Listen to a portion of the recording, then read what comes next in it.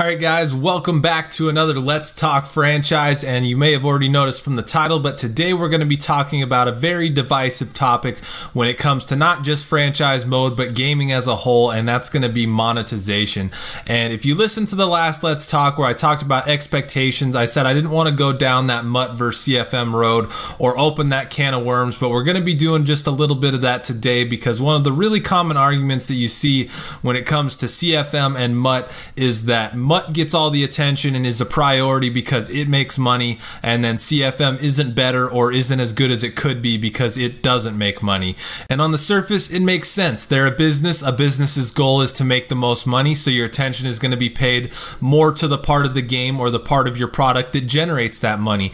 But I feel like whenever this argument pops up, people tend to forget or ignore the fact that these two areas of the game have completely separate teams that work on those respective parts of the game. And it's not like every year when the dev cycle begins, it's some free-for-all where EA is like, okay, MUT, you get 80% of the resources, Longshot, you get 15%, and then franchise, you get whatever's left. Now, obviously, when I bring up Longshot, that was a time where we definitely saw that being the moneymaker does matter, and that when something like that pops up, the resources are going to be sacrificed from CFM before they ever would be from the MUT side of things. But even with what happened last year and that kind of thing, I feel like that was more of a combination of both Longshot and then maybe even more so trying to get NBA Live out of the grave. And I know people are saying right now, Deuce, that's exactly what we're trying to prevent.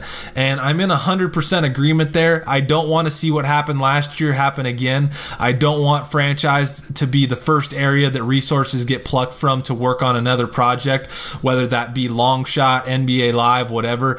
So I get where people are coming from in that regard, but I also think it's easy to just say monetization is going to be the thing that magically solves all of CFM's problems without really looking at the repercussions of what could happen as a result of doing something like that. So that's kind of what I'm going to be talking about in this video, and we're going to look at a few different things, starting off with one of the most important questions to this whole thing.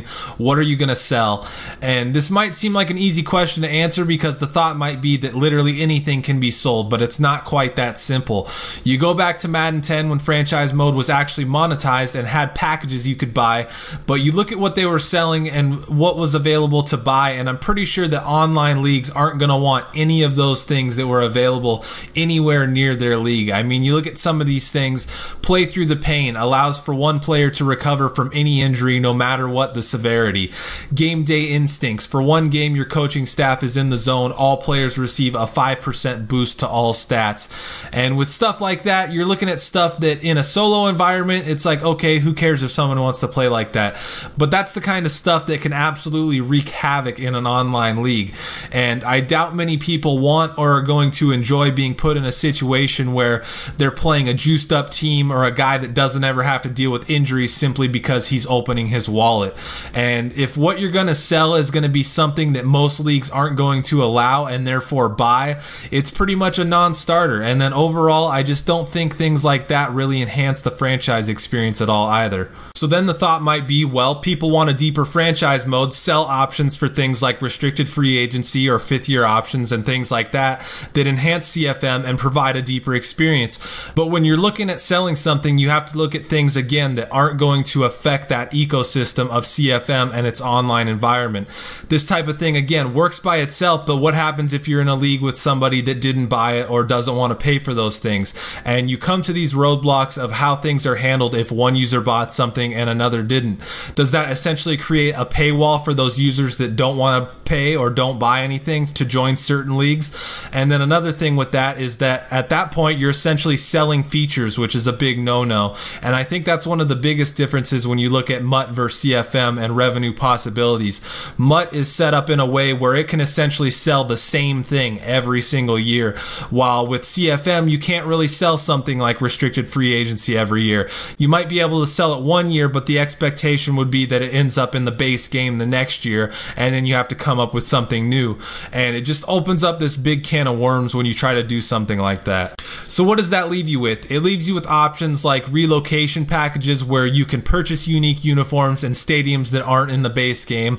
I think when the Color Rush uniforms came out, that was actually a good opportunity for them to test the waters of selling a uniform pack to kind of gauge the interest there and then making it part of the base game next year. If there was ever a uniform creation option available for relocation, you could do what Super Mega Baseball 2 did and have DLC packs that include things like more logo options, uniform templates, etc.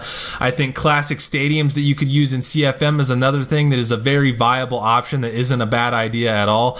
And there's even crossover there because with uniforms or stadiums, that's also stuff that can be included in MUT packs and be used in MUT as well. And so with that, you say, okay, let's do it. And you move forward with something like that.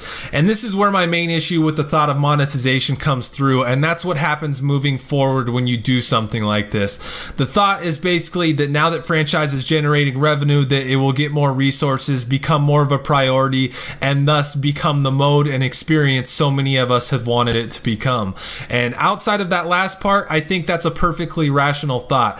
If franchise was making money, I don't doubt at all that it would see more resources and become more of a priority. But then you have to ask the question, what is the primary focus of those new resources going to be? And you come back to that very same issue and that very same dilemma that presents itself with MUT versus CFM, which is what makes money versus what doesn't make money. If the thought is that EA prioritizes MUT over CFM because of the revenue it generates, what is going to change that thought process when it comes to what makes it into CFM? And I feel like a lot of people think or want to believe that those added resources would automatically result in franchise becoming a deeper experience, but I actually think that it would have the opposite effect because of what I just mentioned. When it comes down to it and you're heading into a dev cycle and you have X feature that makes franchise deeper on one side with Y feature that creates revenue on the other side, which side's going to win out?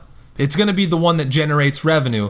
And that's the biggest problem I have with this whole thing, because I feel like once revenue enters the picture, that thought automatically goes away from how can we make this the best mode possible to how can we generate the most revenue possible.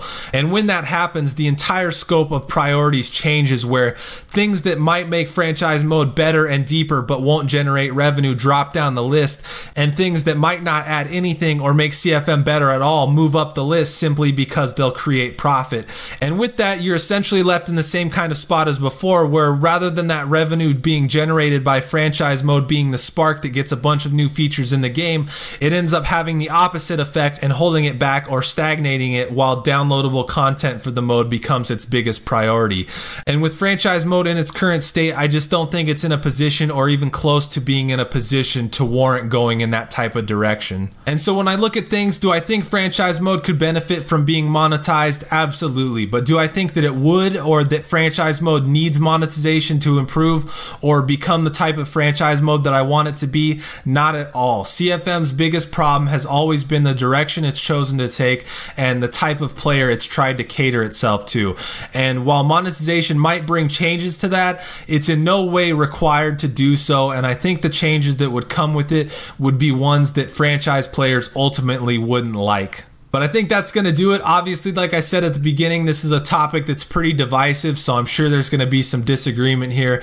But let me know what your guys' thoughts are on whether or not you think franchise should be monetized and whether or not it would benefit from doing so. If you think it should be, tell me why I'm wrong and try to convince me why it's a good thing for CFM. But that's going to do it here. I hope you guys enjoyed or at least got something out of my thoughts on this topic. I appreciate you taking the time to listen to me talk about Madden and franchise mode. And until next time, thanks for tuning in.